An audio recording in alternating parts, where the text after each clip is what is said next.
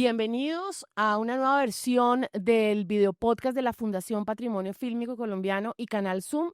Esta es la versión número 33 y hoy queremos rendir un homenaje a un formato que democratizó la imagen.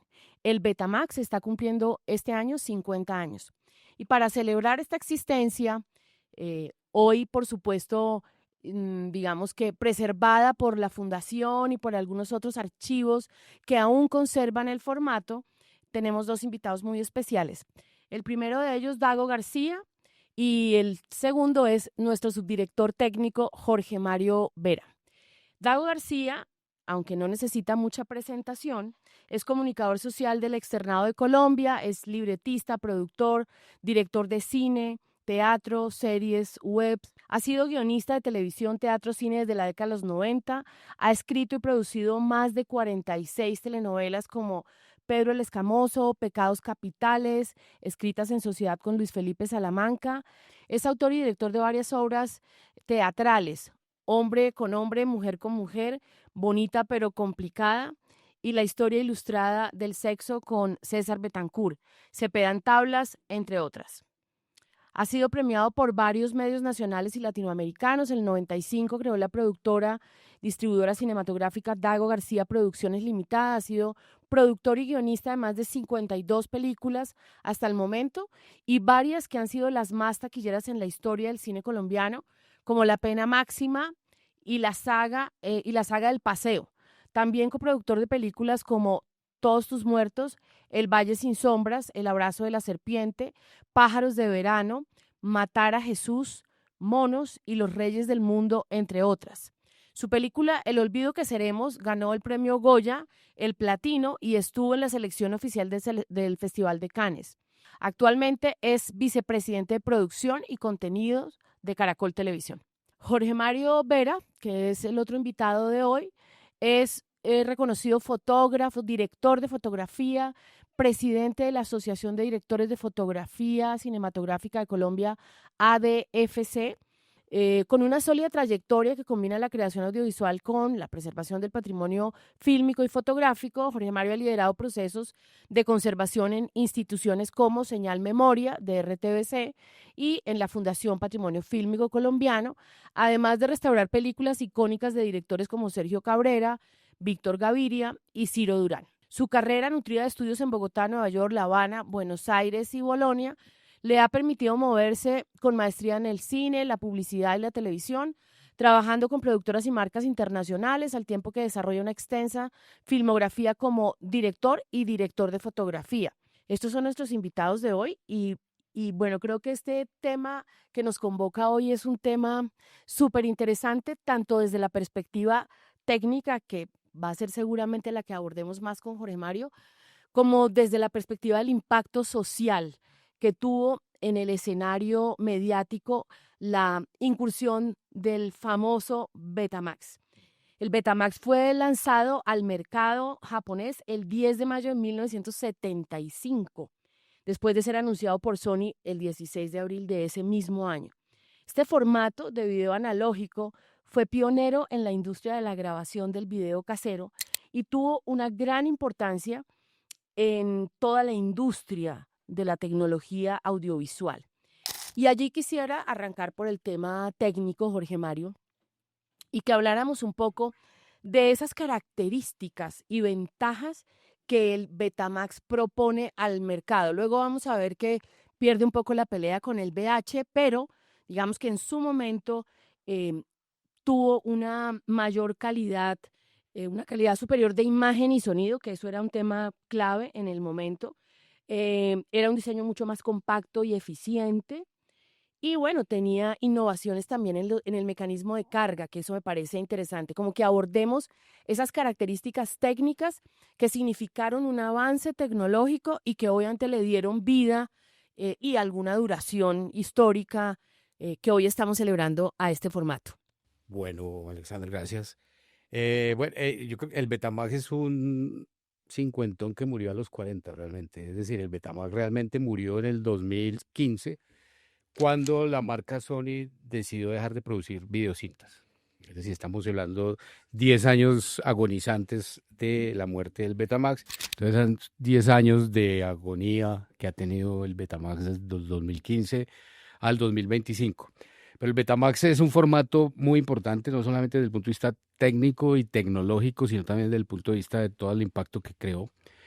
Pero el Betamax tiene unos antecedentes importantes y son, primero, que es un tipo de formato que trató de competir con el formato cinematográfico de Super 8 milímetros. Es decir, realmente esa era como su entrada, y la Sony la estaba pensando para atacar eso, que era un formato que venía muy fuerte y de hecho el Super 8 todavía sigue existiendo como formato. Había creado en el año 69 y lo había presentado en el 71 un formato que se planteó como formato casero, formato lo que prosumer, lo que se llama técnicamente, pero era un formato que a pesar de su buena calidad, que es el que se conoció como formato UMATIC, era un formato de 3/4 de pulgada. En el año 71, en septiembre del 71 se presenta ese formato, pero por la calidad muchos realizadores lo asumieron como un formato profesional, lo que subió los costos y no fue un formato asequible para las familias y para el productor amateur, que era lo que buscaban.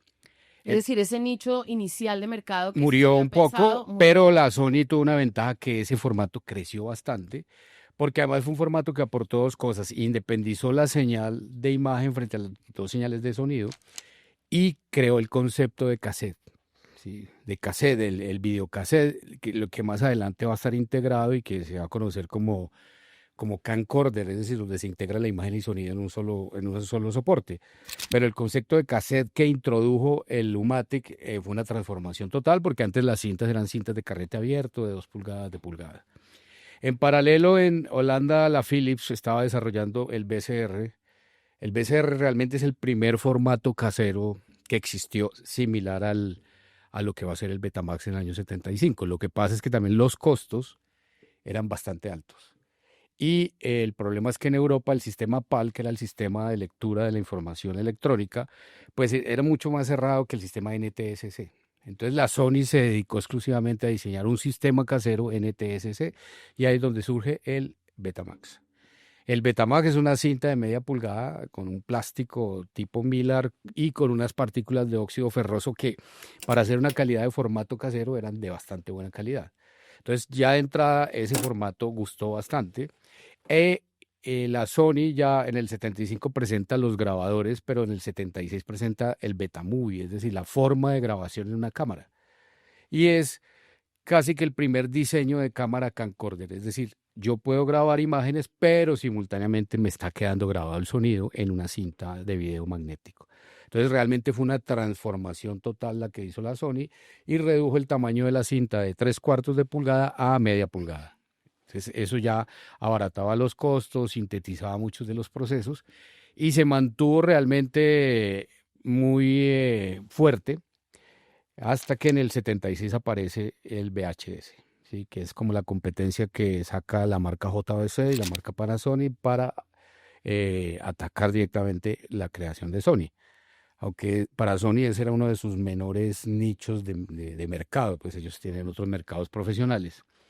Pero para ir resumiendo un poco, el Betamax va a dar la base de todo lo que van a ser los siguientes formatos profesionales. La estructura del Betamax dio la base de lo que va a ser el Betacam y después el Betacam SP, y dio la estructura hasta las últimas cintas profesionales que existieron, que fueron las HDCam y HDCam SR. Todas esto, y pasando por el Betacam digital, ¿no?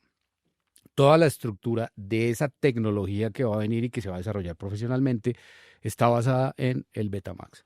Entonces el Betamax no solamente creó un impacto de la forma como se construían las imágenes caseras, sino también cómo se iba a diseñar la tecnología para el registro en el video Y magnético base para los profesional, desarrollos para el posteriores. desarrollo posterior. De hecho, se mantuvo por ejemplo, el HDCam SR, que está basado en el Betacam digital, se mantuvo hasta bien entrado el año 2010, 2012, 2014. Muchas películas incluso se masterizaban en HDCam SR hasta que hace aparición los dispositivos digitales en disco o en tarjeta, pero esa tecnología se mantuvo y sigue siendo una tecnología todavía confiable. Es decir, es difícil todavía reproducirla porque los reproductores profesionales eran muy costosos. Un HDCam SR en cierto momento podía valer $150,000 un reproductor, ¿no? el momento en que estaba pues como en su apogeo. Pero todavía siguen siendo dispositivos muy confiables en términos de la seguridad de la información que contienen. No, el Betamax no tiene muy buena calidad, tenía 250 líneas horizontales, mientras que el HKMSR fue el primer 1080, 1920, 1080 en cinta.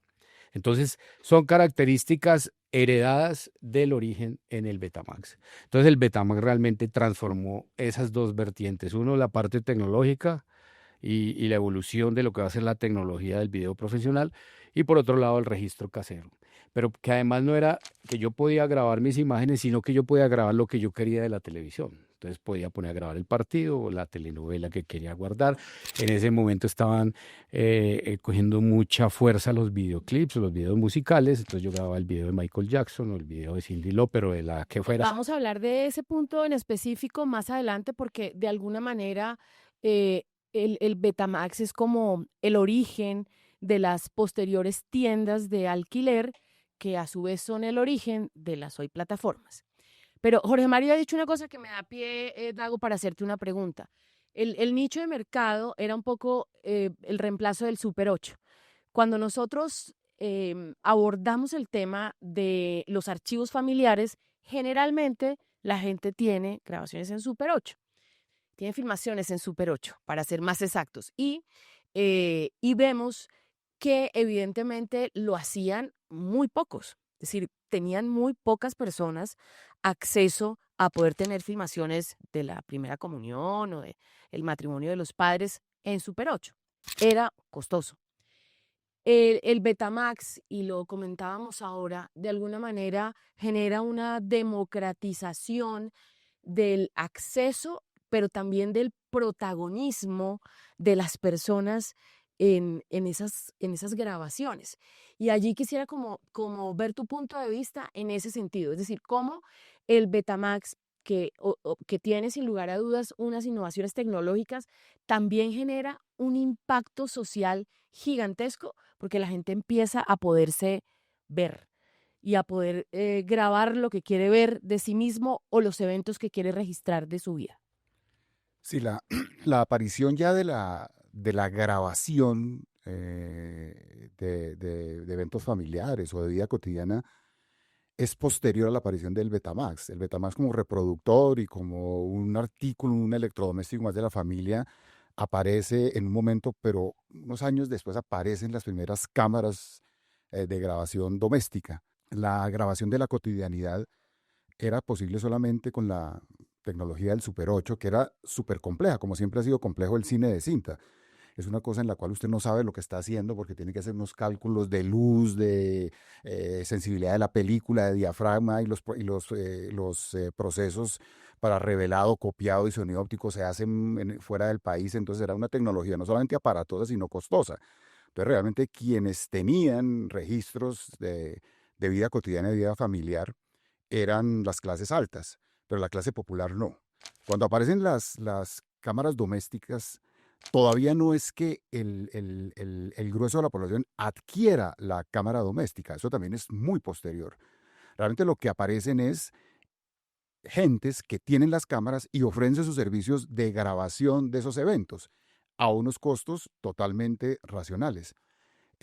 Yo creo, y no sé, alguien saldrá a decir lo contrario, pero yo creo que el grupo que tuve en la universidad fuimos de los pioneros en el servicio de grabación de de eventos familiares. BBC, bodas, bautizos, comuniones. Exacto. Sí. Y estamos hablando de 1983. Ahí empezamos nosotros con nuestra empresa Producciones 364, se llamaba, porque era la dirección de donde vivíamos. Y En la en la Candelaria. Candelaria. Y ofrecíamos ese servicio y nos ganamos de inmediato el odio, la enemistad y el bullying de los fotógrafos. Cuando nosotros llegábamos a la iglesia, por ejemplo, a una boda, los fotógrafos así, nos hacían la vida imposible porque ellos se dieron cuenta que éramos Su competencia. competencia, porque además éramos la gran novedad. O sea, llegábamos nosotros con las cámaras, luces, y inmediatamente cambiaba el ambiente en el bautismo, en la piñata, en la primera comunión, en el grado, en el matrimonio. Y hasta ese momento como que la troupe que acompañaba estos eventos eran el mago, los payasos y los fotógrafos, ¿cierto? Y el Y el músico y el organista. organista. Y aparecimos nosotros, éramos la novedad y nos la llevamos bien con los payasos y con los magos, pero nunca nos la llevamos bien con los fotógrafos. Los fotógrafos siempre nos odiaron a muerte. Hicimos muy buenas migas con los meseros. Eso Eso sí. nos garantizó siempre un buen suministro de alcohol, porque, claro, uno era el que terminaba quién entraba en el cuadro y, bueno. Pero hay una cosa súper interesante, Alexandra y Jorge Mario, que tiene que ver con la pose. Porque veníamos de cientos y cientos de años de fotografía y en la fotografía se aprendió a posar. O sea, en la fotografía siempre hay una puesta en escena. La gente posa para las fotografías. Al principio la gente no sabía qué hacer al frente de la cámara de video. No tenía ni idea qué hacer porque era movimiento. Nunca habían registrado el movimiento y moverse era, ¿qué hago? En una reunión en una casa, el papá puso a la familia a darle vuelta a un sofá para que se viera que era movimiento. Recuerdo también no, un papá que le estaba celebrando los 15 años a la ¿Cuánto duró esa empresa, Dago? nosotros estuvimos, yo creo que nosotros trabajamos durante 5 años en la grabación de eventos familiares y nos iba súper bien, porque nosotros trabajábamos en horario extendido el fin de semana. En la mañana tenemos bautizos, al mediodía primeras comuniones, grados, matrimonios, 15 años, porque claro, era la gran novedad y además había una cosa también que era bien, bien particular, y era que nosotros ofrecíamos el servicio de edición del video. La gente no quería el video editado, la gente quería ver todo Todo. el material que se había grabado, ¿cierto? Y la gente luego se sentaba y se veía las 4 horas de material bruto, eh, claro, porque era por primera vez ver el movimiento. Entonces no se resistían al trabajo de edición y le tocaba entregarles el material en bruto. Luego ya más adelante, pues ya aparecen las cámaras, como toda tecnología, va reduciendo sus precios y se va volviendo más democrática y más accesible. Y ya entonces cada uno tuvo en su casa una cámara y hoy en día con los teléfonos. Pero en aquella época fuimos unas empresas y no sé, que fuimos de los primeros que hicimos ese trabajo. Entonces sí fue como un momento en el cual por primera vez la población se vio actuando, se vio en movimiento. Yo siento que eso tiene que ver también con el tema de la representación. Es que cuando arranca el cine, cuando arranca la televisión, la gente no se ve. Es decir, se ven las clases altas, esos primeros registros son los gobernantes, las personas que iban al teatro, pero aquí realmente hay un tema de representación que es muy importante porque por primera vez la gente se empieza a ver en un televisor, que es un poco como la idea, ¿no? Yo también puedo salir en televisión, así sea en un tema casero, pero hay un tema como de representación que me parece súper interesante y que creo que es como el éxito del formato y de su desarrollo. Sí, sí, porque además la pose se puede sostener, tiene un tiempo lógico de duración. El movimiento no, digamos, el movimiento, claro, al principio sí es como muy mecánico, pero a medida que va saliendo, como que la gente va perdiendo el respeto hacia la cámara y va soltándose. Y además el video acompañaba toda la crónica de la fiesta, entonces al final ya estaban totalmente hinchos todos los que estaban en la fiesta y se registraba la borrachera, sí, y ese era el show cuando la gente se sentaba a A mirar, mirar. ay, mira mi tío no sé qué borracho, entonces digamos que sí hay todo como un descubrimiento sí, de la representación y del movimiento y de la realidad cotidiana. Jorge, hablemos un poco de la situación hoy del formato. Digamos que en la fundación tenemos muchos formatos. Obviamente el Betamax es uno de ellos. Y hablemos un poco de esa recuperación que también es muy importante porque hay unos registros históricos claves que están en este formato. Entonces, hablemos de lo que está pasando con el formato hoy en diferentes archivos que tú conoces bastante bien, tanto los archivos de los privados como los medios públicos, como lo que tiene la Fundación Patrimonio Fílmico. Bueno, lo que ha pasado como en los últimos 3, 4 años es como una especie de explosión de ir a buscar esos cassettes en los closets o en las maletas o pedírselo a las tías para mirar qué es lo que está ahí grabado, ¿sí? Qué es lo que hemos ido encontrando últimamente, que hay mucho interés de la gente por digitalizar esos cassettes y mirar qué era lo que había ahí, cuál era la fiesta de su prima de 15 años o de la tía que en ese momento tenía 17, ese tipo de cosas. Creo que ha habido un interés y ha habido también una necesidad de reconstruir dos cosas que son muy importantes. Uno, los saberes de quienes arreglan los equipos y dos, los equipos, que estaban un poco archivados, estaban un poco dejados, ya no existen repuestos originales para poder hacer el arreglo normal que se le haría a un reproductor de este tipo. Lo que ha tocado, por ejemplo, reconstruir partes en 3D y ese tipo de cosas para poder hacer funcionales y hacer que los Poder contenidos vuelvan a digitalizar. la vida, poder digitalizarlos a través pues, de esa tecnología en particular. Entonces creo que un primer punto es ese tema del interés. Lo otro es recuperar momentos muy importantes que están solamente en ese formato. Para irnos hacia atrás, yo recuerdo que en un momento íbamos a restaurar un documental que se llama Los Nukat Makub, y realmente el material original de esa película, además del fílmico, era un Betamax. Era un Betamax que está en sistema PAL, que es el sistema Ah, europeo, europeos, alemán. Entonces hubo que buscar un Betamax que tuviera multisistema o que tuviera sistema PAL para poder reproducir esa información. Entonces, gracias a ese Betamax, que era el único que había, pudimos ver los contenidos originales sin corte, sin el corte que se dio por la emisión por televisión de ese documental, que es un documental pues muy icónico dentro de la producción cinematográfica nacional, y es uno de los que estuvo ahí, eh, gracias, no se votó, no se perdió, y estuvo ahí como un referente muy importante. Después un par de capítulos de la serie documental Yurupari también estaban en se Betamax. estaban en Betamax, y uno de los sonidos, un segmento de sonido que se perdió porque ni siquiera estaba en el fílmico, se pudo extraer del Betamax, hacerle un proceso digital y hacer un inserto a esa restauración sonora a partir de un pedazo como de unos 3 minutos del Betamax que estaba de referencia ahí. Entonces creo que es otro como de los hallazgos importantes. Igual nos pasó en un trabajo que hicimos en conjunto con RTBC, que fue el Alma del Maíz. El Alma del Maíz tuvo un segmento que estuvo perdido y que en un momento se tomó la decisión de no incluirlo.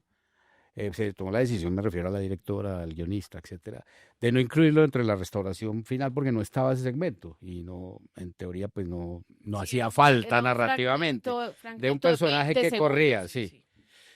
sí. Hicimos toda la búsqueda y después encontramos un telecine que se le había hecho y había una copia en Betamax y en un formato que se llamaba D2 o que se llamó en ese momento D2. Gracias a que el Betamax nos dio la orientación de que eso sí existía y que era lo único que quedaba, ubicamos los soportes D2, que es otro formato de video que tuvo cierta importancia, y fuimos e hicimos ese proceso en Los Ángeles de hacer la digitalización de ese segmento D2. Entonces, creo que es otro aporte importante. Si no hubiera sido por esa referencia, no hubiéramos encontrado el D2 y no podríamos haber ido a hacer esa transferencia para completar el capítulo Y no hubiéramos hecho los del dos Alma del capítulos, Maíz. porque Exacto. ¿qué hicimos para que todos quedaran contentos, no? Lo que hicimos fue, uno, con edición, sin esos 20, porque evidentemente se nota la baja de calidad en esos 20 segundos, y otro, con esos 20 segundos en donde, digo, en un televisor pequeño, eso no es, en una pantalla sí se nota de inmediato, pero en un televisor en la casa no se ve. Entonces sí es importante como tener en cuenta esto que está planteando Jorge Mario, de cómo el Betamax ha sido muchas veces como la copia de referencia que permite el trabajo de lo fílmico, bueno, de otro tipo de Y ya formatos. en el caso final, como la joya de lo que hemos encontrado últimamente, fue el año pasado que La logramos, estrategia. no solo la estrategia del Caracol, que también de ahí tuvimos un referente importante, sino el discurso de Gabo inaugurando la escuela de San Antonio de los Baños, la Ese escuela está de bien. cine de San Antonio de los Baños. Se buscó por todos lados, se suponía que había un formato más robusto, nunca apareció. Y realmente lo que existe en este momento, tanto la matriz como lo que alcanzamos a restaurar, de un discurso que es de una genialidad Impresionante. impresionante, es ese Betamax. Entonces, un Betamax que estaba en la escuela, bueno, está en la Fundación del Nuevo Cine Latinoamericano, y es el único soporte y el único registro hasta ahora que tenemos, y a través del Seguimos cual buscando. pudimos recuperar ese discurso que se estrenó este año en el Festival de Cine de Cartagena y se pudo presentar de manera restaurada. Entonces, Es un discurso además fantástico porque resume la posición de Gabo frente al cine y lo que él considera del cine como elemento de unión latinoamericana. Es una cosa realmente magistral. entonces creo que esa es como la matriz en Betamax más, entre comillas, valiosa que tenemos, porque no existe ningún otro referente, ni hasta ahora ningún otro soporte ubicado donde podamos tener ese contenido. Entonces, creo que ahí es como un relato ¿Había registro fílmico. escrito de Ah, discurso? nada. Pues ya después lo No, transcribieron. creo que- Pero No, imagínese la importancia de... Sí, está Gabo y está Fidel, Fidel. digamos, los dos, y creo que Birri también está allí. Irri y Están en la está inauguración de la Julio escuela, de la que Julio García, Julio García Espinosa, Espinosa. pero es un documento histórico y Betamax. Yo tengo en Betamax también, sí es en Betamax, pero tengo, gracias a Rodolfo Hoyos, un video que hizo él de Coppola haciendo espagueti con los muchachos en la cocina de la En San escuela de Antonio. San Antonio de los Baños. Imagínate. Y es que yo tengo, un día se lo voy a tener que entregar porque tengo como 50 horas de grabación en Betamax, VHS, Video 8, porque siempre fuimos videístas. Yo tengo a mis amigos desde que tenían 20 años hasta ahorita que tienen todos 60. Entonces, y dentro de esos tengo esa grabación que me mandó Rodolfo en un momento creo que es en VHS, no me acuerdo, de Coppola cocinando en la escuela. Claro, es que, bueno, en la escuela pasaron los grandes, ¿no? O sea, todos.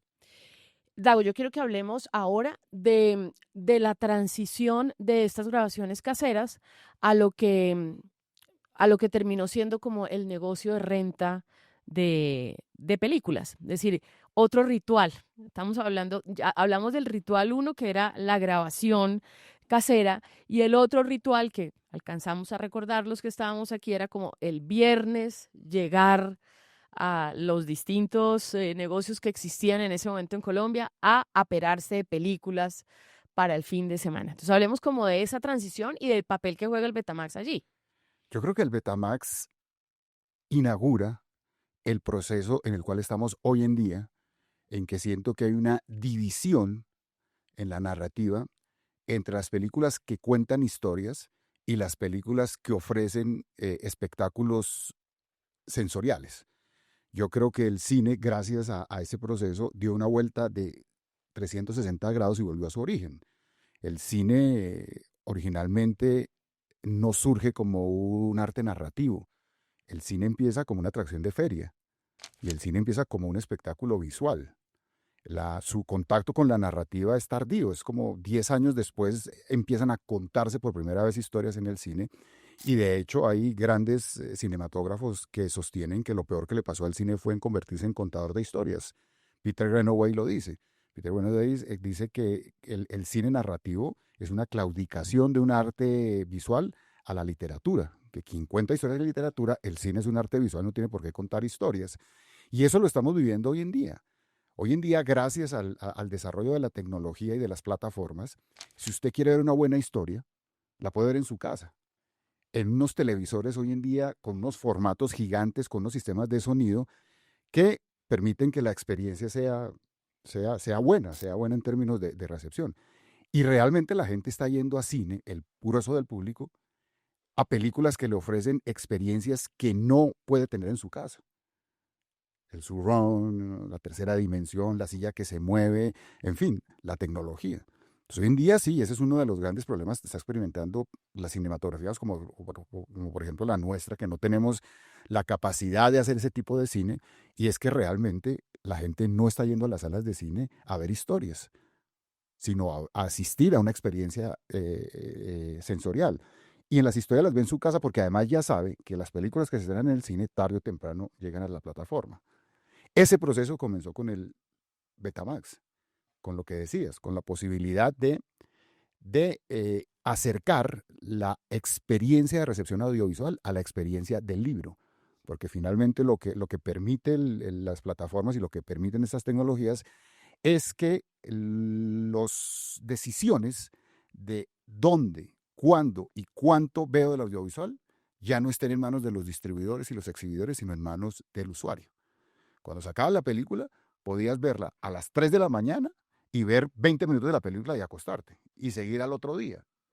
Y hoy en día con las nuevas máquinas, con los nuevos dispositivos, como el teléfono, ya lo puedes ver en cualquier parte. Entonces puedes que antes uno en un vuelo largo se llevaba el libro para leer y cuando cogía el sueño lo cerraba, y hoy en día con su teléfono o con su iPad puede ver una película o una serie que bajó y la ve por partes y de donde quiera. Entonces el Betamax fue la primera señal de lo que se vendría y lo que estamos viviendo hoy en día, Netflix. Porque el negocio de Netflix Empezó distinto. empezó distinto. El negocio de Netflix empezó siendo un delivery que recogía ya las películas, y su gran novedad y su gran apuesta fue, increíble, evitar el pago de multas por retraso en devolver las películas. Eso fue lo que hizo estallar Netflix, porque Y te lo llevaban a casa. a la casa, pero más importante, te recogían la película antes de que se venciera el plazo y tuvieras que pagar una multa.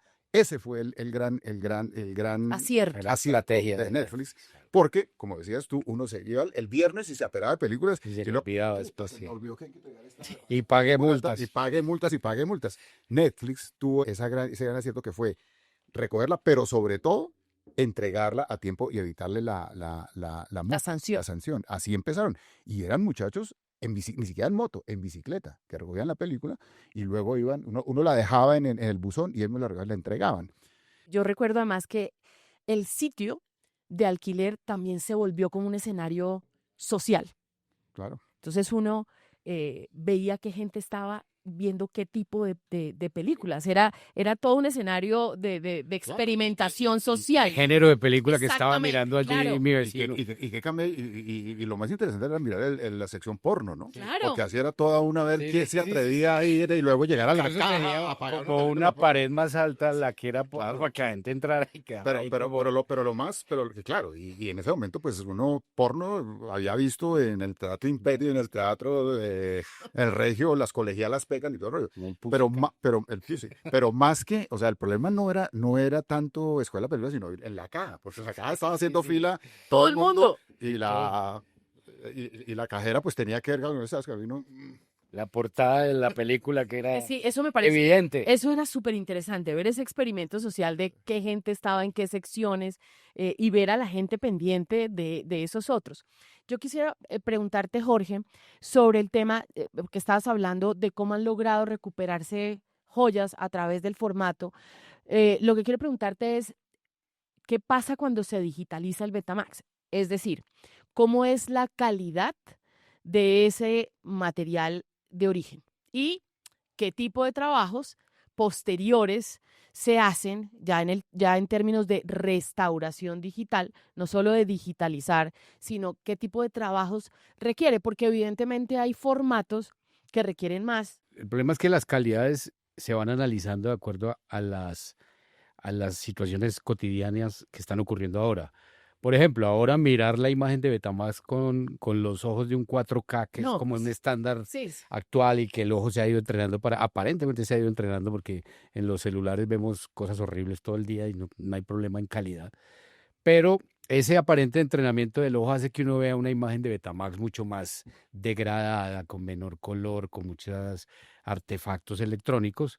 Pero lo que ocurre es que realmente para su momento fueron registros de una mediana calidad. Es decir, estamos hablando, en su origen fueron 250 líneas horizontales y terminó casi en 720. Sí, que era el Super Betamax, el que se conoce como el Super Betamax, que después lo heredó el Super VHS, etcétera. Pero todo eso, pues, fue una transición normal de la tecnología que estaba ocurriendo y que ocurrió en el 75 hasta, yo creo que viene entrado el 2005, cuando se empieza ya a implementar todo lo digital. Ujú. Lo que ocurre ahora es que cuando nos enfrentamos a esa imagen, es decir, la tenemos originalmente analógica y hacemos la transición a digital, pues encontramos que es una imagen muy degradada. Y a diferencia, por ejemplo, de lo fílmico, donde, por ejemplo, los realizadores de películas en cine, lo ocurrió con, pues siempre pongo el ejemplo de Amores y Delitos, que fue uno de los pocos telefilms que se hicieron aquí en Colombia en los 90. Ellos nunca vieron el material como lo pudieron ver ahora que lo restauramos, ¿no? Es decir, por ejemplo, Carlos Gaviria, él nunca vio ese material ni siquiera Fiorillo en su momento pudo ver, como director, pudo ver ese material como lo están viendo ahora.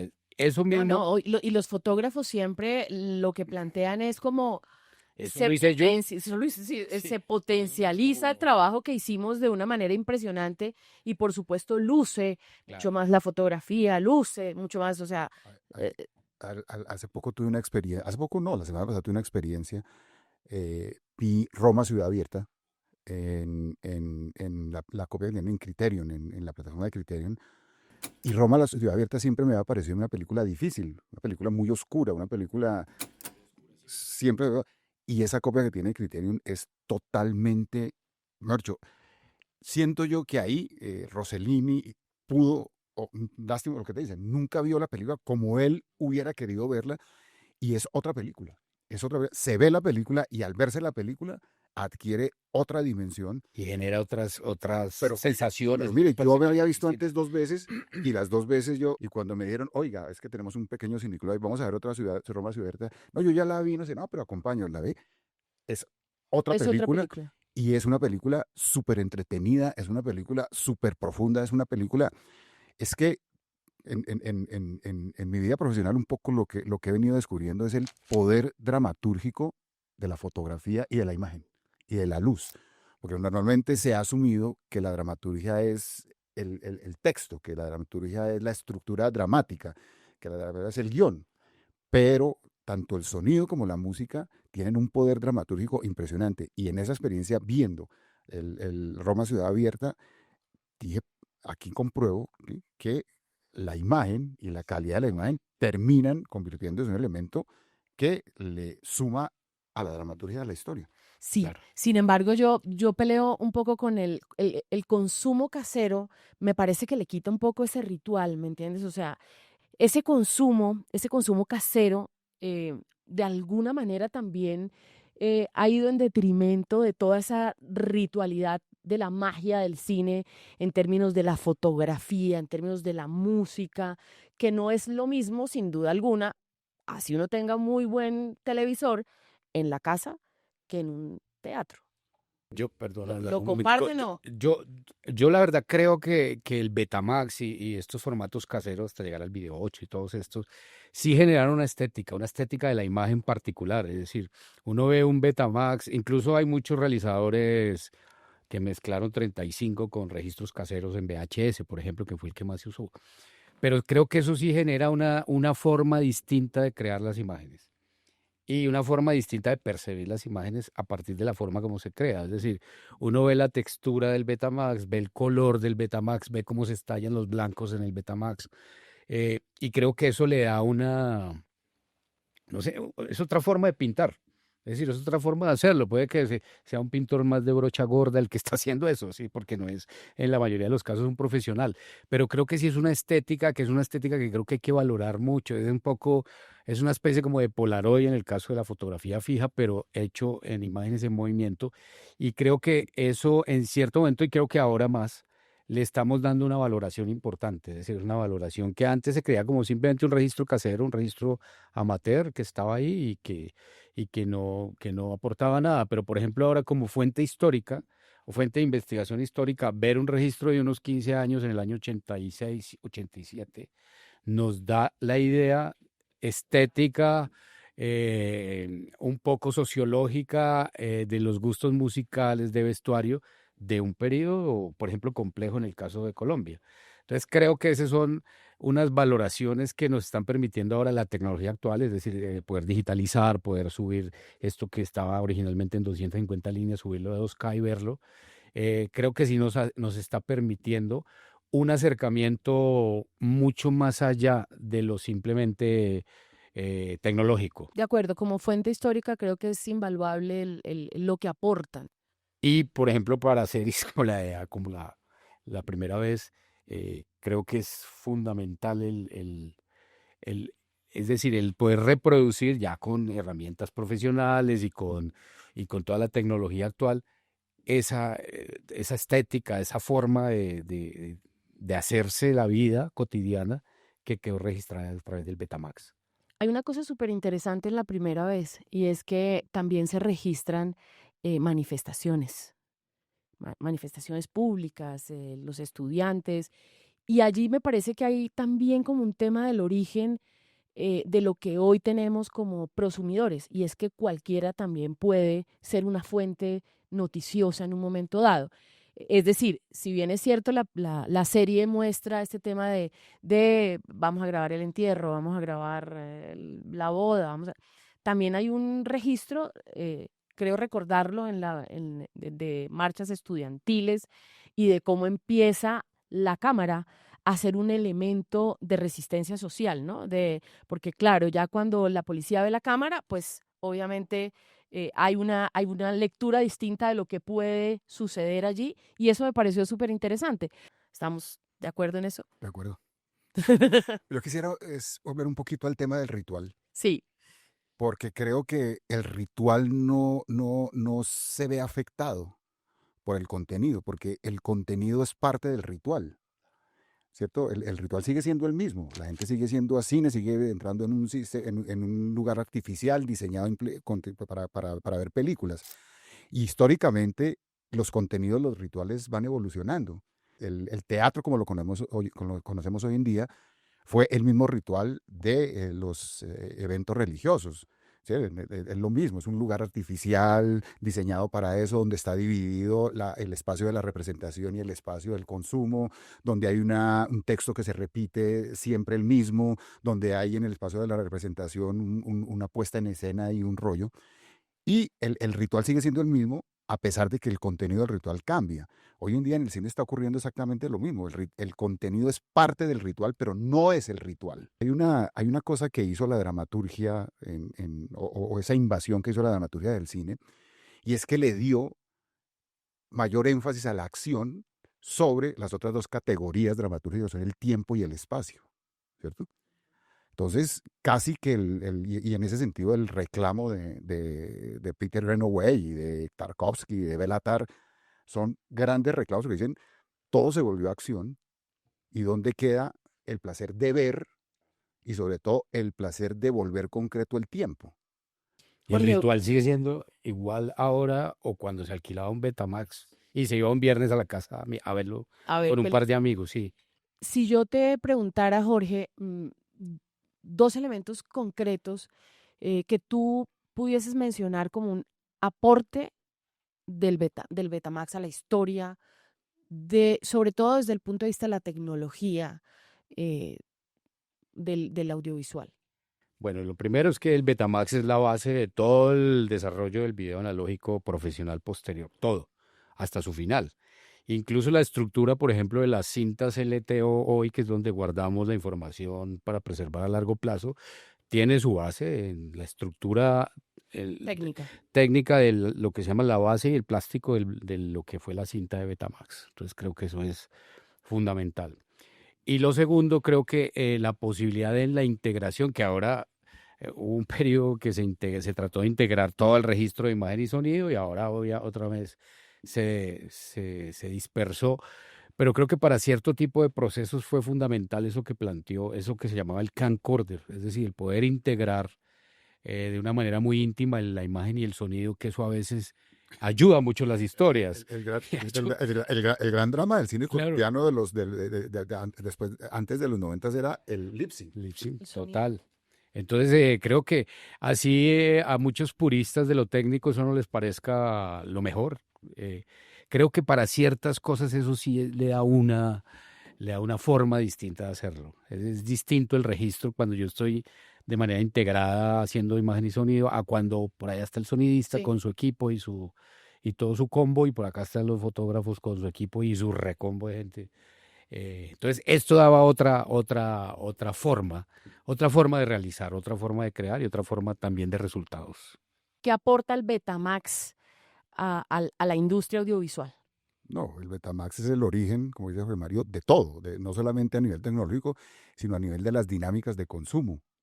Es el que finalmente cambia las dinámicas de consumo, es el que pone en manos del gran público no solamente la manera de consumo que la va a hacer como él quiera, sino pone también en sus manos la posibilidad de producir Contenido. contenido.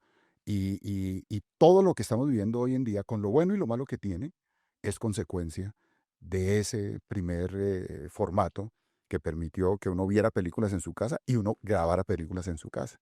Esto que está sucediendo hoy en día empezó ahí. Bueno, les agradezco muchísimo a Jorge Mario y a Dago por esta reflexión. Creo que es una reflexión muy interesante. Creo que ponerla sobre el tapete en este momento en donde la industria audiovisual está sufriendo grandes transformaciones es pertinente porque a veces se nos olvida el origen. Y bueno, larga vida al Betamax hoy en el mundo digital. Muchísimas gracias.